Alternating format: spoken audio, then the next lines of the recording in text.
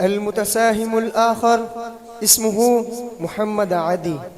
الحمد لله رب العالمين، والصلاة والسلام على سيدنا محمد وعلى آله وصحبه أجمعين. فلسطين ليست مجرد قطعة أرض، بل هي قضية أمة وجزء من عقيدتنا.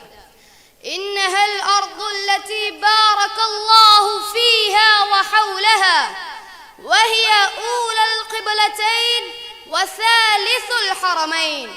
قال تعالى: سبحان الذي أسرى بعبده ليلا من المسجد الحرام إلى المسجد الأقصى الذي باركنا حوله. أيها المسلمون، إن فلسطين اليوم تعيش تحت وطأة الاحتلال الصهيوني الغاشم الذي لا يرقب في مؤمن إلا ولا ذمة. إنهم يحاصرون غزة حصاراً خانقاً منذ سنوات، يمنعون عنها الدواء والغذاء، حتى صار أهلها يعيشون بين الموت والجوع. وفي الضفة الغربية يستولون على الأراضي بالقوة، ويقيمون المستوطنات غير الشرعية، ويهدمون منازل الفلسطينيين، ويقتلعون أشجار الزيتون التي رواها أجدادهم بدمائهم. أين نحن من هذه المظالم؟ ألسنا أمة واحدة؟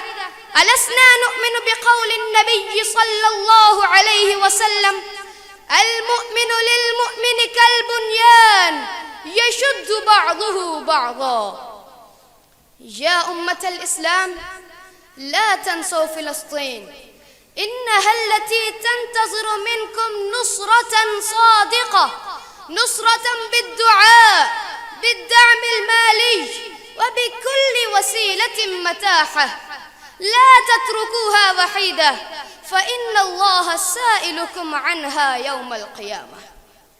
يا قدس، يا موطن الأحرار، يا ألمي، أنت الحقيقة في تاريخنا القدمي، أنت الأمان، وأنت المجد في أممي، وأنت في القلب نور رغم ما ظلمي.